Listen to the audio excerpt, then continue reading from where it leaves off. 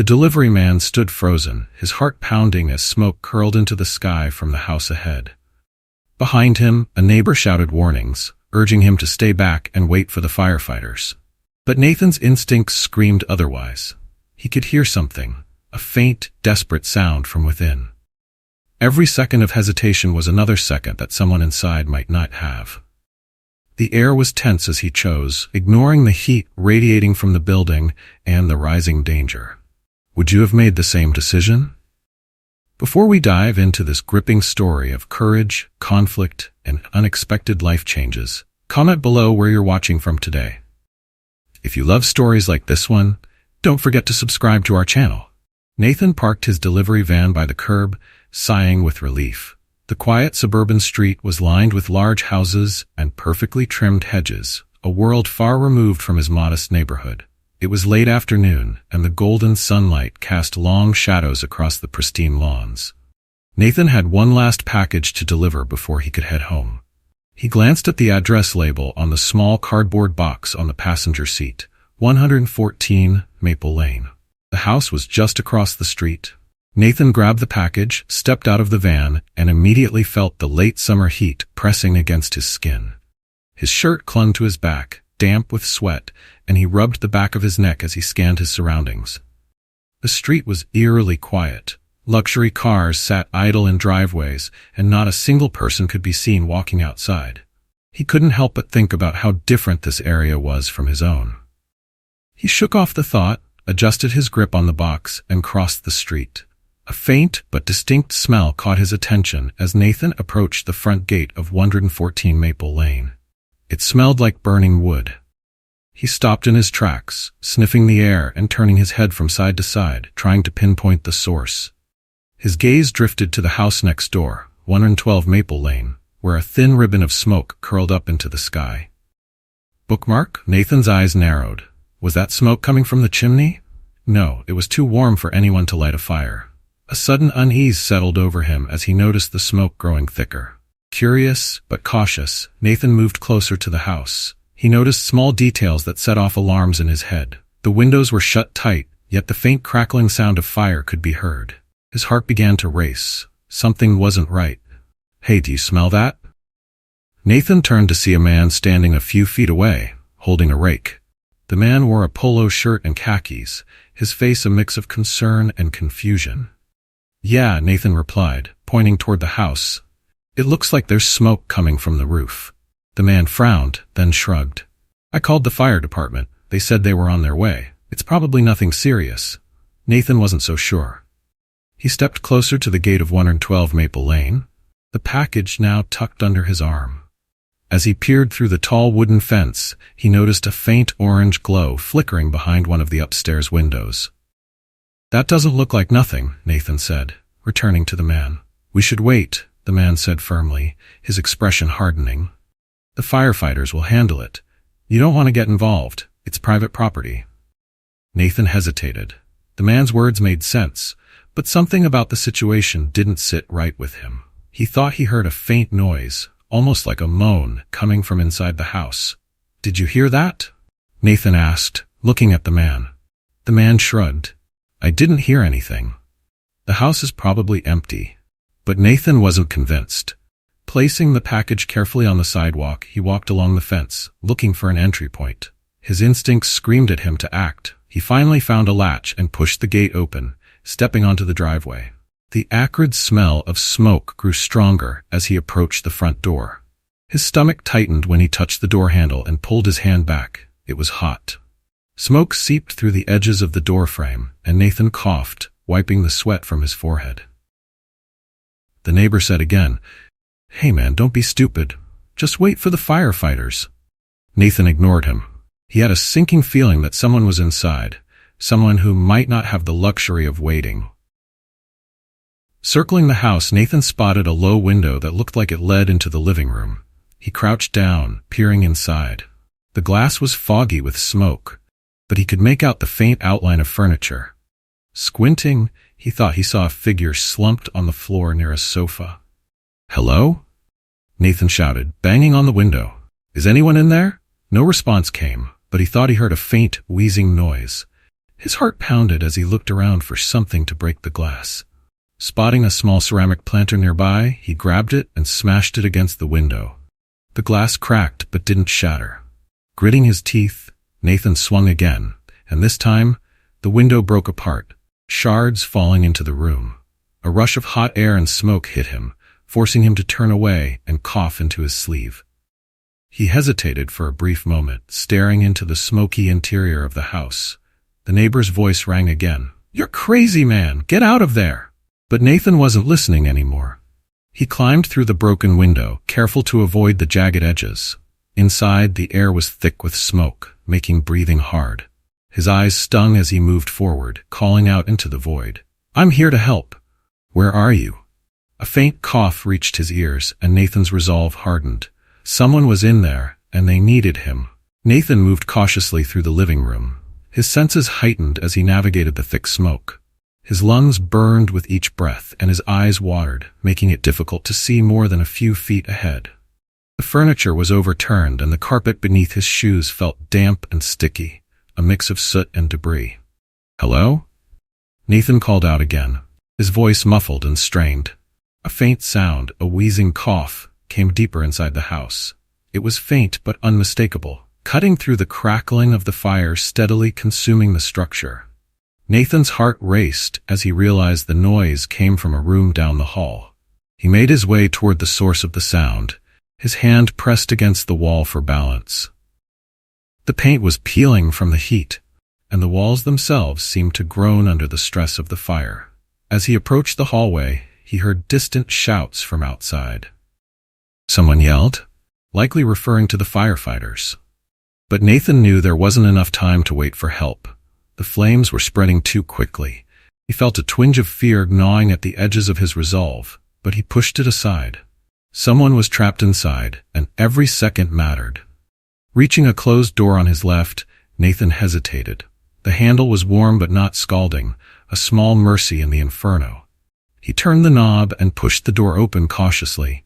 A fresh wave of smoke poured out, forcing him to cough and lean back. The room beyond was darker than the others, its windows likely blocked by heavy curtains that hadn't yet caught fire. Nathan squinted, scanning the space for any signs of life.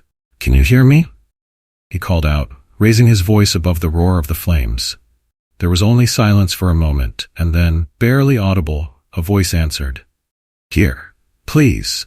The voice was weak, trembling with exhaustion and fear. It belonged to an older woman. Nathan moved forward, careful not to trip over the scattered debris. His foot hit something soft and heavy on the floor, and he realized with a start that it was a person. He crouched down and gently placed a hand on the woman's shoulder. Her face was pale, her eyes half closed, and her gray hair was sweaty. She looked up at him, her expression one of confusion and relief. "I've got you," Nathan said firmly, though his voice was tight with the effort of breathing in the smoke-filled air. "Can you stand?" The woman shook her head weakly, her lips moving but producing no sound. Nathan immediately understood that she was too weak to move on her own. He slipped an arm under her shoulders and attempted to lift her. She was heavier than she looked, and his muscles strained with the effort. "Hold on to me," he said, his tone calm but urgent. "We're getting out of here." The woman let out a faint moan of pain as Nathan managed to pull her into a sitting position. He adjusted his grip, hooking her arm over his shoulder as he carefully got to his feet. The heat in the room was becoming unbearable, and the acrid smoke stung his lungs with every breath. Nathan stepped toward the doorway, his legs trembling under the woman's weight and exhaustion. As he entered the hallway, a loud groan echoed through the house. Somewhere nearby, part of the ceiling gave way, sending a shower of sparks and debris crashing to the floor. "Almost there," Nathan muttered, more to himself than the woman. The route he had taken into the house was his only way out. He needed to get back to the broken window in the living room. But the hallway was a gauntlet of smoke and fire, with flames licking at the walls and creeping closer to the path he needed to take. Through the haze, Nathan spotted the faint glow of the window ahead. It was his beacon, the one escape route they had left. "Stay with me," he urged the woman as they moved forward. Her breathing was shallow, her head resting heavily against his shoulder. Nathan knew he had to keep her conscious. If she passed out, carrying her would become nearly impossible. Each step felt like an eternity. The floor beneath them creaked ominously, and the heat at their backs grew more intense. Nathan's vision blurred from the smoke, but he focused on the window, its dim outline a reminder of the world outside. "Help!" Nathan shouted as they neared the opening. He could see silhouettes of people on the lawn, firefighters and neighbors standing at the ready. 2 firefighters rushed toward the window, their faces obscured by protective masks. "Pass her through," one of them shouted. Nathan leaned the woman against the wall beside the window, taking a moment to catch his breath. His chest heaved as he wiped the sweat from his brow with a trembling hand. He slipped his arms under the woman's legs and back, lifting her once more. "Here she comes," Nathan called out hoarsely. The firefighters reached through the broken window, their gloved hands gripping the woman's arms and shoulders. With a coordinated effort, they pulled her out of Nathan's grasp and onto the grass outside. "She's out," one of the firefighters yelled, signaling for medics to assist. Relief washed over Nathan, but it was short-lived. The heat behind him intensified, and he realized the fire was spreading rapidly toward the living room. He had to get out now. Nathan grabbed the window frame, ignoring the sharp edges of the broken glass. The fabric of his shirt clung to his skin, damp with sweat and soot. He hauled himself, wincing as his legs scraped against a jagged shard. With one final push, Nathan swung both legs out of the window and tumbled onto the lawn. His knees buckled as he hit the ground, and he collapsed onto the grass, coughing violently. For a moment, he lay there, staring up at the sky as fresh air filled his lungs. The chaos around him faded into the background, the shouts of firefighters, the hiss of water spraying into the burning house, and the distant wail of sirens.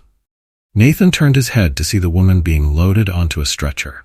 Paramedics surrounded her, placing an oxygen mask over her face and checking her vitals. She was alive. That was all that mattered. Nathan sat on the grass a few feet from the house, his chest heaving as he tried to catch his breath. Every inhale felt like swallowing needles, and his throat was raw from the smoke. The cool evening air provided some relief, but the acrid stench of burning wood and fabric clung to him, a sharp reminder of the ordeal he had just endured. Paramedics hurried toward him, one kneeling beside him with a concerned look.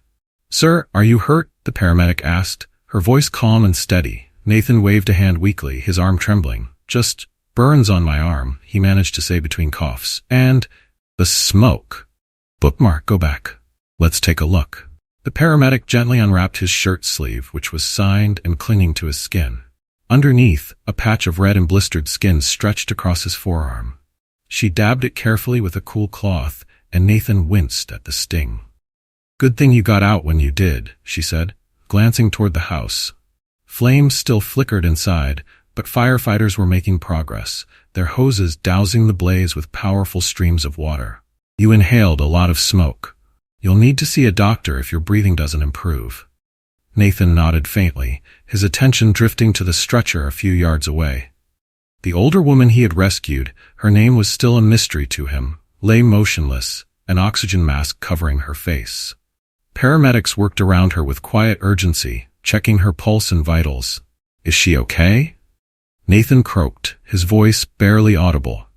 One of the paramedics attending to the woman looked up and gave him a thumbs up. "She's stable, breathing on her own now." Relief coursed through Nathan's body, though his exhaustion made it hard to express. He leaned back against the cool grass, his head spinning from adrenaline and fatigue. A figure appeared above him, a man in a blue polo shirt, the neighbor who had warned him not to go inside. His face was pale, and he seemed unsure of what to say. "You saved her, didn't you?" the man asked hesitantly. Nathan nodded slowly. She was trapped. I had to do something." The man shifted uncomfortably, shoving his hands into his pockets. I wouldn't have done it. That was dangerous. You could have died." Nathan shrugged, wincing as the motion aggravated the burns on his arm. "She would have died if I hadn't gone in." The man fell silent, his eyes darting between Nathan and the paramedics. After a moment, he mumbled something resembling a thank you and walked away, blending into the small crowd of onlookers that had gathered near the sidewalk. Nathan's focus returned to the older woman. The paramedics had lifted her stretcher into the back of an ambulance, their movements efficient but unhurried. He noticed the faint rise and fall of her chest, proof that she was still breathing. "That's all that matters," Nathan murmured to himself. A firefighter approached him next, his yellow helmet tucked under one arm. Soot streaked his face, and his jacket was damp from the spray of the hoses. "Good job in there," the firefighter said simply, nodding at Nathan. Nathan blinked up at him, unsure how to respond. "Thanks," he said after a pause.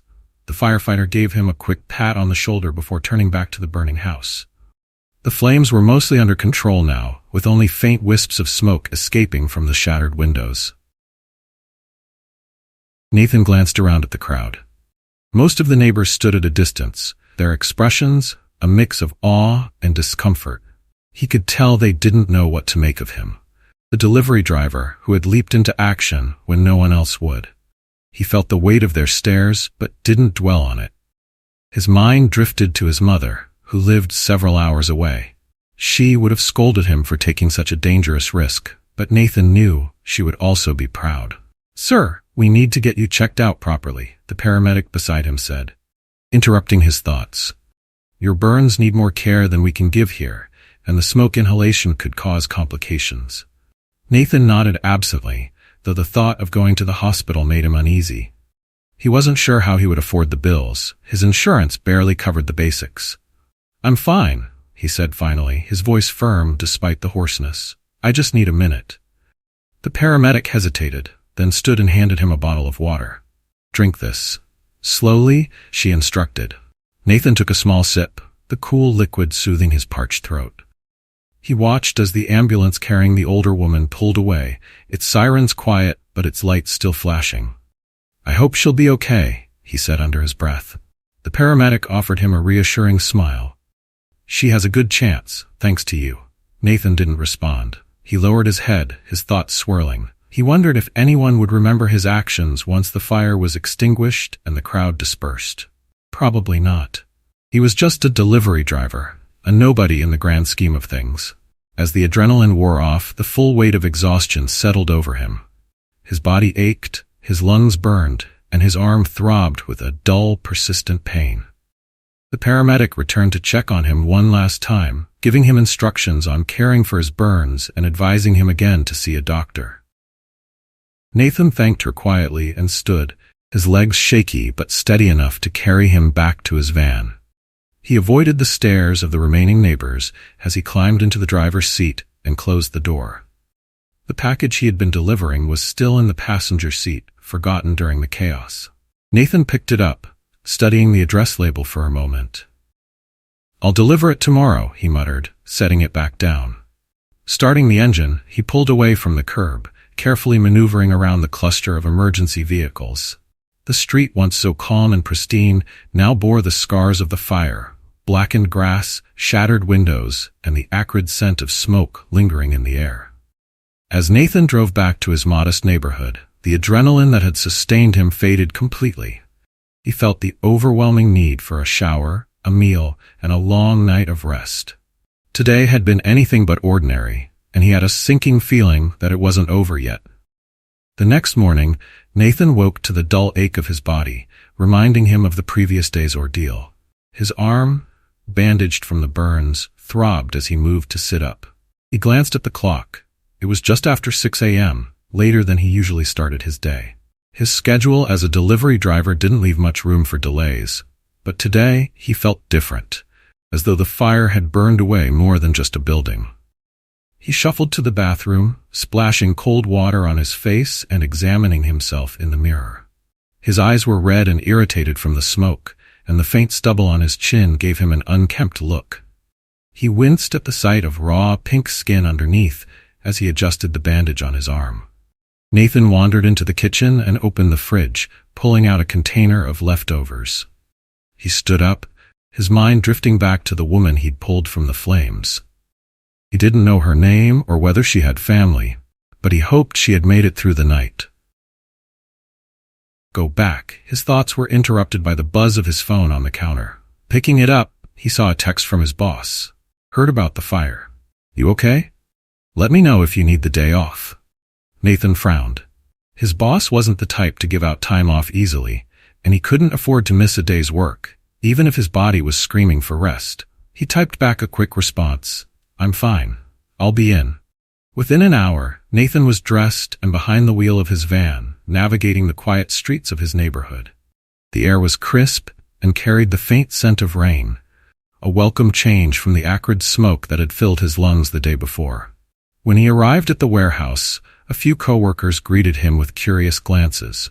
News of the fire had spread, and Nathan could feel the unspoken questions in their stares. "Hey man," one of them finally said, a tall guy named Carlos who often worked the same routes. "I heard you saved some lady from a burning house. Is that true?" Nathan shrugged, uncomfortable with the attention. "I just did what anyone would do," he replied, grabbing his route sheet from the office. Carlos raised an eyebrow. "Not everyone would run into a burning house. You're crazy, but in a good way." Nathan offered a small smile but didn't say more. He loaded his van and set off for his first delivery, grateful for the solitude driving provided. By lunchtime, Nathan had made several deliveries, each blending into the next. A few customers noticed the bandage on his arm and asked what had happened, but he brushed off their questions with vague answers. He didn't want to relive the fire again and again. Stopping at a gas station to grab a bottle of water, Nathan was caught off guard when the cashier recognized him. "Aren't you the guy from the fire?" she asked, her voice tinged with admiration. Nathan sighed, placing the water on the counter. "I guess so," he said, not meeting her eyes. She handed him his change with a smile. "That was brave of you. Not everyone would do something like that." "Thanks," he muttered, retreating to his van. Sitting in the driver's seat, sipping the water, he felt mixed emotions. The recognition felt strange, almost unwelcome. He hadn't acted out of a desire for praise, he had simply done what he thought was right. Still, the lingering stares and unsolicited compliments began to wear on him. The day wore on, and Nathan was nearing the end of his shift when he received another call. This time, the voice on the other end was calm but unfamiliar. "Is this Nathan?" the man asked. "Yes," Nathan replied cautiously. "Who's this?" "My name is David Carter. I believe you rescued my mother from a fire yesterday." Nathan's grip on the phone tightened as unease swept over him. "Your mother?" "Yes," David continued. "Her name is Eleanor. She's doing much better now, thanks to you. I can't thank you enough for what you did." Nathan exhaled, relief washing over him. Eleanor, finally, a name to match the face he couldn't forget. "I'm glad to hear she's okay," he said. David's tone softened. "She insisted on meeting you in person to thank you properly. Would it be possible to stop by your place tomorrow?" Nathan hesitated, unsure of how to respond. He wasn't used to this kind of attention, and the thought of visitors felt intrusive. But how could he refuse? Sure," he said finally. "I'll be home in the evening." "Great," David replied. "We'll see you then." The call ended, leaving Nathan with a swirl of questions. What would they say? What could he possibly say in return? The next day, Nathan finished his deliveries early, his mind preoccupied with the impending visit. His small home was tidy but unremarkable, a modest one-bedroom rental with worn furniture and peeling wallpaper. He spent some time straightening up, though he knew it wouldn't make much difference. As the sun dipped below the horizon, a sleek black sedan pulled up in front of his house. Nathan watched from the window as David stepped out, dressed sharply in a tailored suit. On the passenger side, Eleanor emerged slowly, leaning on a cane. She looked frail but composed, her silver hair neatly brushed and her expression calm. Nathan opened the door before they could knock, unsure whether to feel nervous or honored. "Williams?" David greeted him with a warm smile, extending a hand. Nathan shook it, his grip firm but hesitant. "Just Nathan," he said. "This is my mother, Eleanor," David said, gesturing toward her. Eleanor stepped forward, her eyes meeting Nathan's. "Thank you," she said simply, her voice steady but filled with emotion. "You saved my life." Nathan didn't know how to respond. He scratched the back of his neck awkwardly. I'm glad you're okay. May we come in?" David asked politely. Nathan stepped aside, motioning for them to enter. As they settled into his small living room, he couldn't help but feel self-conscious about the worn couch and outdated decor. "We won't take up much of your time," David assured him. "But my mother wanted to express her gratitude personally.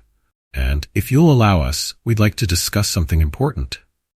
Nathan's curiosity piqued, but he remained silent, waiting for them to continue. Nathan sat stiffly on his couch as Eleanor and David became comfortable in his modest living room. The room felt even smaller with them there. The old furniture and faded wallpaper suddenly magnified in his mind. He noticed Eleanor glancing around, not with judgment but with quiet curiosity, as though she wanted to understand more about the man who had risked everything to save her. "I don't remember much from that night," Eleanor began, her voice soft but steady. "The fire? The smoke? I thought I wouldn't make it." She paused, looking directly at Nathan.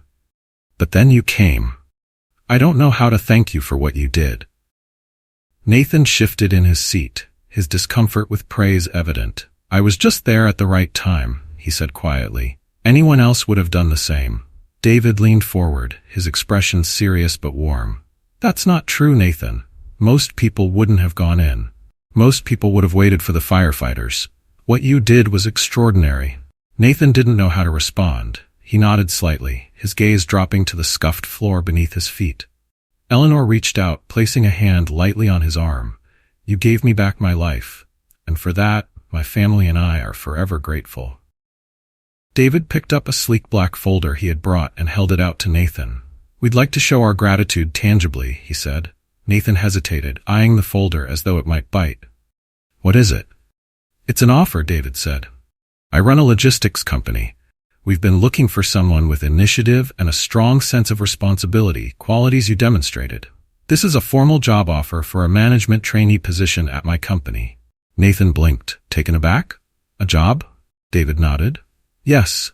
It comes with a competitive salary, full benefits, and growth opportunities. We'll provide training to get you up to speed. I believe someone with your courage and determination can excel in a role like this." Nathan's initial reaction was disbelief. He had spent years delivering packages, working long hours for little pay, and living paycheck to paycheck. The idea of stepping into a corporate job felt like a world away from his current reality. "I don't have any experience with that kind of work," Nathan said, his voice uncertain. "We'll train you," David assured him. "What you did in that fire wasn't just bravery. It showed problem-solving, quick thinking, and a willingness to act under pressure. Those are qualities we value highly." Nathan looked down at the folder, his mind racing. The offer sounded too good to be true, and part of him wondered if there was a catch. "There's more," Eleanor added gently. "David and I discussed this, and we want to cover the cost of your mother's medical treatment." Nathan's head snapped up, his eyes wide with shock. You want to pay for her surgery?" Eleanor nodded. "It's the least we can do. You risked your life for me. Let us help you and your family in return." Nathan's throat tightened and he struggled to find words. His mother's health had been a constant worry, the mounting medical bills a shadow over every decision he made. This offer wasn't just generous, it was life-changing. "I don't know what to say," he finally managed. "Say you'll think about it," David said, smiling. "We don't need an answer right now. Take your time, read through the offer, and let us know what you decide." Eleanor leaned forward slightly, her gaze steady. "Nathan, you've already proven what kind of person you are. We want you to build a better life for yourself and your family. You deserve it." Nathan swallowed hard, his emotions threatening to overwhelm him. He nodded slowly, clutching the folder as though it might disappear if he let go. "Thank you," he said, his voice barely above a whisper. "This means more than I can say." David stood, signaling that their visit was coming to an end. "Take your time," he said again. "My contact information is in the folder. Call me when you're ready." Eleanor rose as well, leaning on her cane for support. She gave Nathan a warm smile. "Take care of yourself, Nathan, and don't hesitate to reach out if you need anything." Nathan walked them to the door, watching as they climbed into the sleek sedan and drove away. He stood there for a long moment, clutching the folder and staring down the street, his thoughts a whirlwind. That evening, Nathan sat on his couch, the folder open on the coffee table in front of him. He read the offer carefully, and each detail felt exciting and surreal. The salary was higher than anything he had ever earned, and the benefits included full health coverage, something he hadn't had in years. He thought about his mother and how this could finally provide the financial relief they both needed. Her surgery could be scheduled without fear of the bills that would follow. But doubt lingered in the back of his mind. Could he do this? Could he succeed in a corporate environment after years of manual labor? The idea was daunting, and he felt a flicker of fear at the thought of failing. Still, the memory of Eleanor's gratitude and David's confidence in him gave him hope. Maybe this was his chance to break free from the cycle of struggle and build something better. Before going to bed, Nathan called his mother. "Mom," he said, his voice steady but emotional. "I think I found a way to cover your surgery. Someone's offered to help." His mother's voice trembled with relief. "Nathan, that's wonderful. Are you sure it's real?" "It feels real," he said. "I'll know for sure soon." But it looks like things might finally be turning around. They talked for a while longer, and by the time Nathan hung up, he felt lighter, like a burden had been lifted. He stared at the folder on the coffee table, the possibilities it represented filling him with cautious optimism. The next morning, Nathan woke with a strange sense of purpose. He didn't feel the usual weight of his routine, had no dread about the long hours driving his van, and had no frustration about bills piling up. Instead, there was a spark of hope, fragile, but undeniably present. After a quick breakfast of toast and coffee, Nathan picked up the folder again. He carefully reread the offer, scrutinizing every detail. The numbers were clear. The salary alone would provide him with financial stability he had never experienced, and the health benefits could cover his mother's surgery entirely. He hesitated momentarily before picking up his phone and dialing the number on David's business card. David answered after the second ring. "Hello, this is David Carter." "Hi, David. It's Nathan," he began, his voice slightly shaky. "I've been thinking about the offer you gave me." David's tone brightened immediately. "I'm glad you called. Do you have any questions or concerns?" "Not really," Nathan replied. "It all looks great.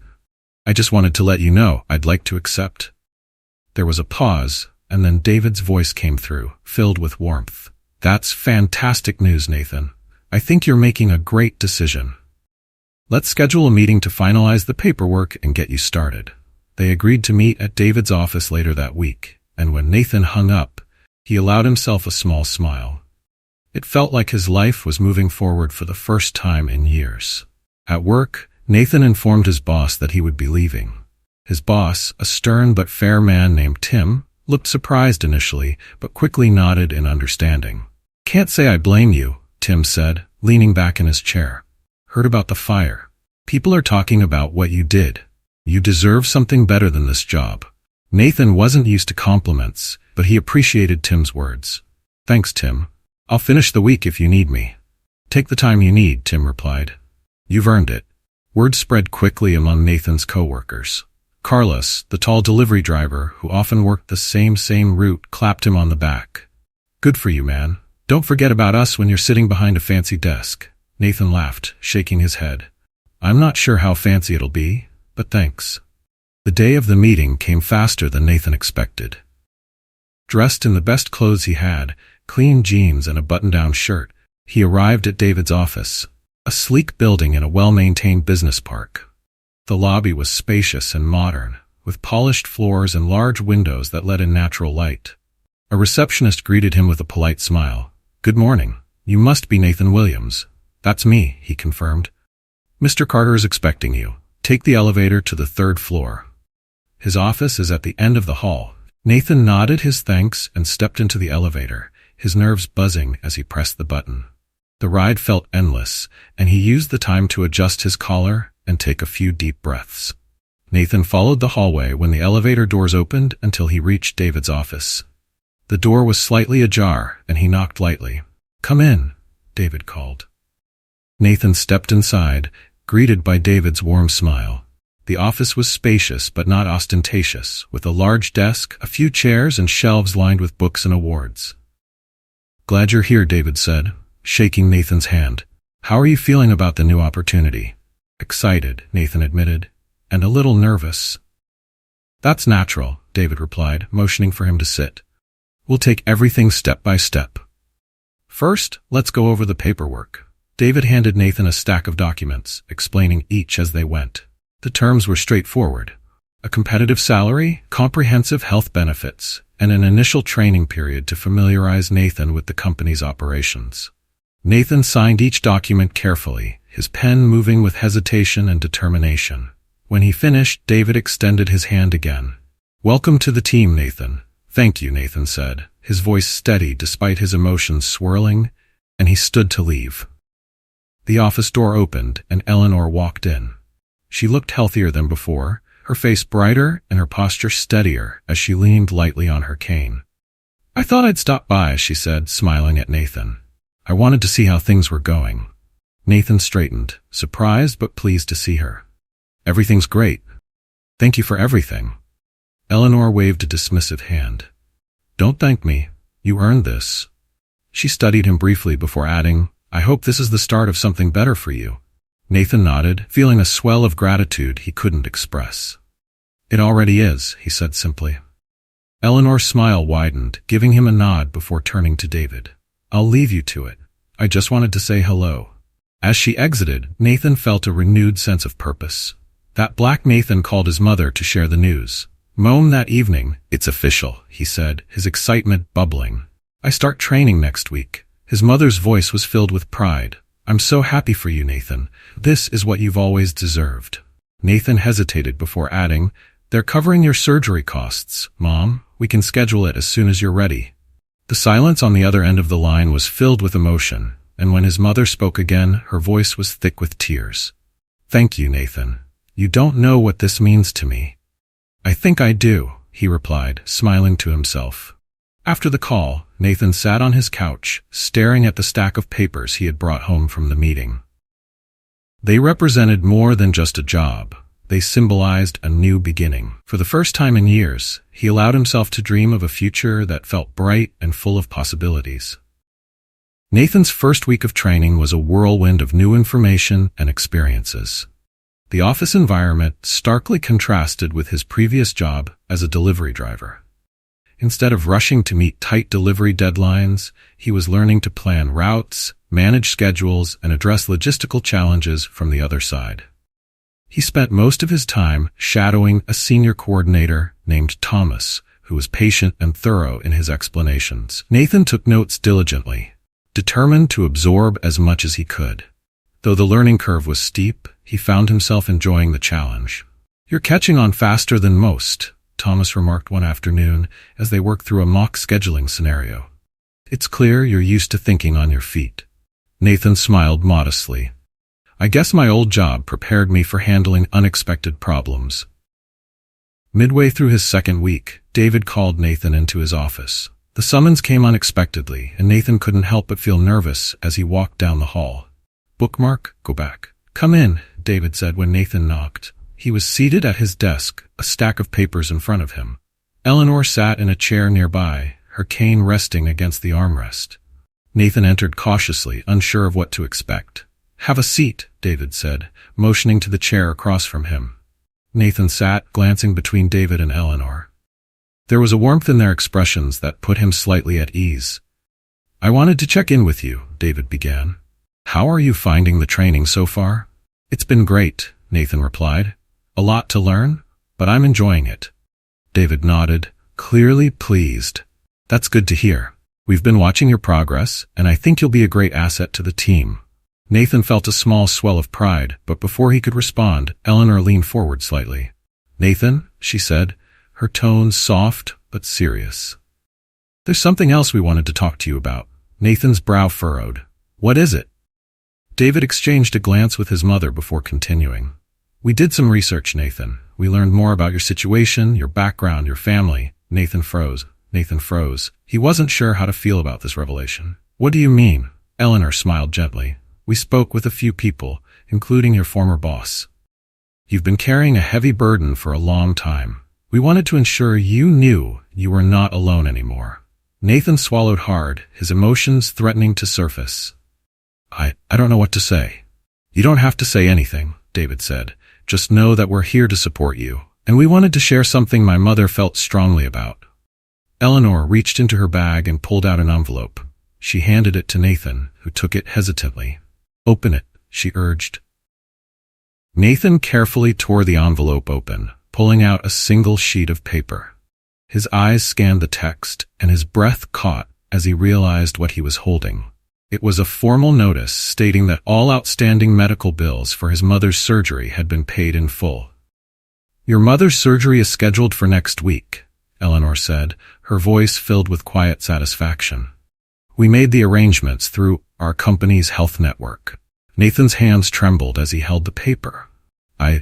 I don't know how to thank you," he stammered, his voice thick with emotion. "You already have," Eleanor replied. "By saving my life, you allowed me to spend more time with my family. Helping you and your mother is the least we can do in return." Nathan leaned back in his chair, overwhelmed. He had spent so many sleepless nights worrying about how to afford the surgery and how to help his mother without falling further into debt. And now if it in a matter of moments. Bookmark? "Thank you," he said finally, his voice barely above a whisper. "This means more than I can ever say." David smiled. "You deserve it, Nathan, and we know you'll pay it forward on your own someday." That evening, Nathan called his mother to share the news. "Mom," he said, his voice trembling with emotion, "your surgery is scheduled for next week. It's all taken care of." There was a long pause on the other end of the line, followed by quiet sobbing. "Nathan," she said through tears, "I don't know how you manage this, but thank you. Thank you so much." "It's not just me," Nathan replied. "There are good people out there who wanted to help, and I couldn't have done this without them." For the first time in years, Nathan felt he was making progress for himself and the people he cared about most. The next day at work, Nathan felt a renewed sense of purpose. He tackled his training tasks with greater focus, eager to prove himself worthy of the trust and support he had received. As he left the office, he noticed Eleanor sitting in the break room, chatting with a few employees. She saw him and waved him over. "How are you feeling today?" she asked as he approached. "Grateful," Nathan replied honestly, and determined to make the most of this opportunity. Eleanor's eyes sparkled with approval. "That's the spirit. Keep working hard, and you'll do great things here." Nathan nodded, feeling a surge of confidence. For the first time in a long time, he believed her. The day of Nathan's mother's surgery arrived quickly. He had taken the morning off work to be at the hospital with her, using his newfound flexibility to focus on what mattered most. Sitting in the waiting room, Nathan's mind wandered to the whirlwind of events that had brought him to this moment. He thought about the fire, the split-second decision to act, and the chain reaction it had set in motion. From saving Eleanor to meeting David and receiving the job offer, his life has changed in ways he never imagined. When the surgeon finally emerged, Nathan stood quickly, his heart pounding. "Your mother is out of surgery," the doctor said reassuringly. "Everything went smoothly and she's in recovery now. You'll be able to see her shortly." Nathan let out a breath he hadn't realized he was holding. "Thank you, doctor," he said, his voice thick with emotion. As he entered the recovery room, he saw his mother resting peacefully, her face relaxed in a way he hadn't seen in years. The stress of her condition had been a constant weight on both of them, but now, for the first time, there was hope for better days ahead. "Hi, Mom," Nathan said softly, pulling a chair beside her bed. She opened her eyes slowly and smiled. "Hi, Nathan. How's my hero doing?" Nathan chuckled, shaking his head. "I think you've got it backward. You're the tough one here." They talked quietly for a while, the conversation light but filled with gratitude. When a nurse came to check her vitals, Nathan excused himself, letting her rest. Back at the office the next day, Nathan felt calm and focused as he dove into his work. He had been assigned his first set of real responsibilities within the logistics team, working directly under Sarah, the department head.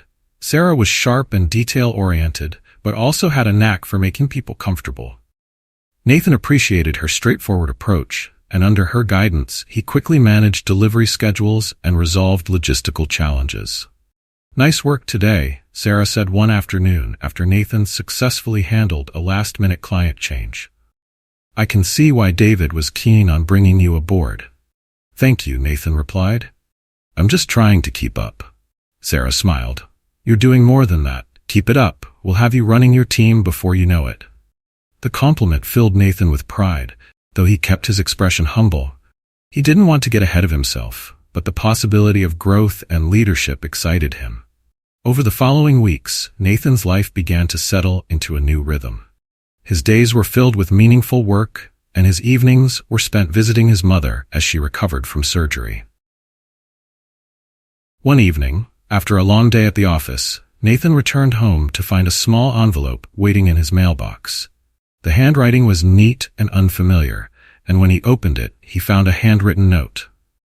"Nathan, words cannot fully express my gratitude for what you did.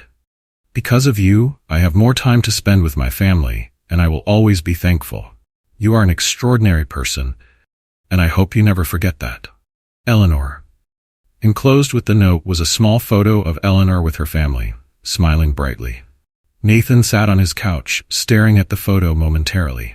He realized how much had changed since that day at the burning house. What had seemed like a single act of bravery had ripple effects he couldn't have imagined. Not only had he saved Eleanor's life, but he had also found a way to transform his own. One afternoon, David called Nathan into his office for a casual check-in. "You're doing great, Nathan," David said, leaning back in his chair. "The feedback from Sarah has been fantastic. She says you're handling your assignments with precision and confidence." Nathan smiled, still adjusting to the idea of being praised in a professional setting. "I've had good guidance. It's been a lot to learn, but I'm enjoying it." David nodded. "That's what we like to hear. Keep it up, and we'll be talking about promotions before long." Before Nathan could respond, David added, "Oh, my mother sends her regards. She's thrilled to hear how well you're doing." "Please thank her for me," Nathan said. "I wouldn't be here without her support or yours." David waved a hand dismissively. "You earned your place here, Nathan. Don't forget that." As the weeks turned into months, Nathan thrived in his new role. He grew more confident in his abilities, and his camaraderie with his coworkers made the office feel like a second home. His mother's recovery was progressing well, and the peace of mind that came with her improved health allowed Nathan to focus fully on building his future. One evening, while reviewing notes for an upcoming team meeting, Nathan glanced at the framed photo of his mother on his desk. Beside it was Eleanor's note, carefully placed as a reminder of how far he had come. He leaned back in his chair, allowing himself a moment of reflection. The path that had brought him here had been anything but ordinary, but he wouldn't change a thing. Nathan had learned that courage could open doors he never thought possible, and that kindness, whether given or received, could transform lives profoundly. Nathan felt a sense of quiet satisfaction as he prepared for another workday. His journey was far from over, but for the first time in a long time, he was looking forward to what lay ahead. Months passed, and Nathan's life had settled into a stable and fulfilling routine. His work at the logistics company had become second nature, and he was no longer the nervous trainee struggling to find his footing. Instead, he was a dependable team member, handling responsibilities confidently and earning his colleagues' respect. At home, his mother's recovery had gone smoothly. She had regained her strength and frequently reminded Nathan of how proud she was of him. They spoke often, her voice steadier and more hopeful with each call. For Nathan, knowing she was well and cared for lifted a burden that had weighed on him for years. Bookmark back. One bright Saturday morning, Nathan decided to take a rare day off to explore a local park.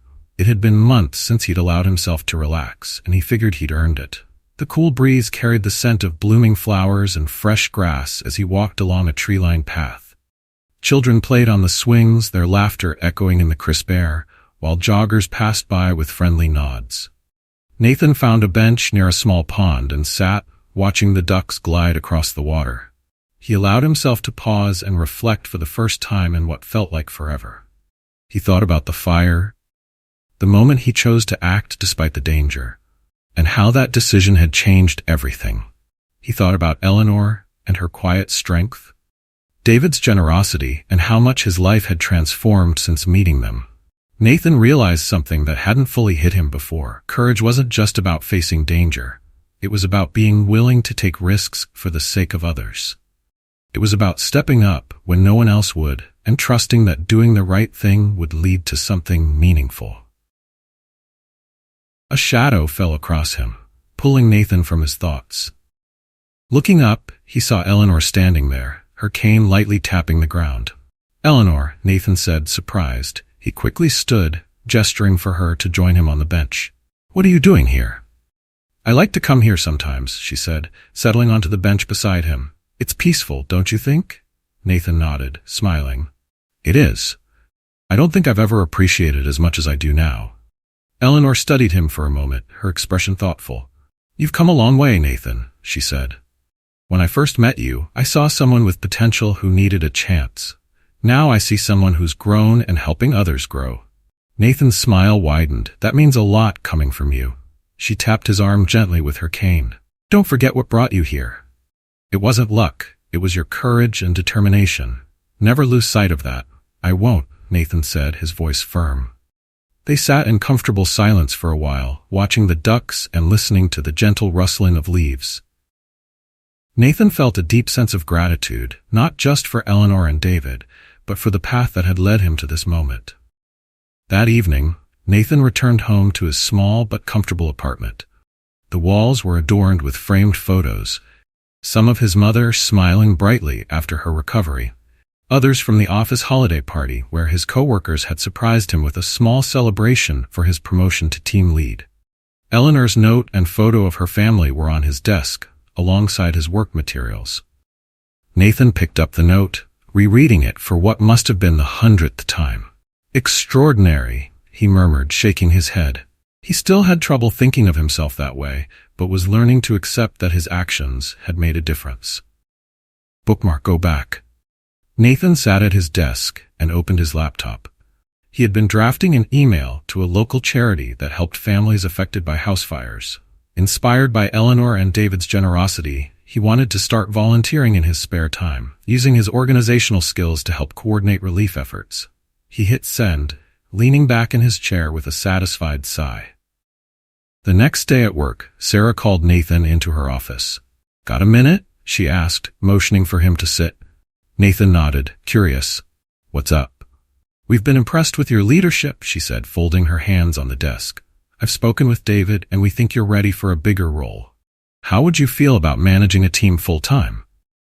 Nathan blinked, momentarily stunned. You mean a promotion? Sarah grinned. That's exactly what I mean.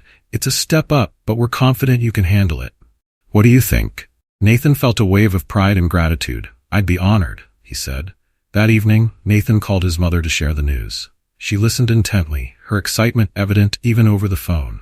Nathan, she said, her voice filled with pride. You're proof that good things come to those who don't give up.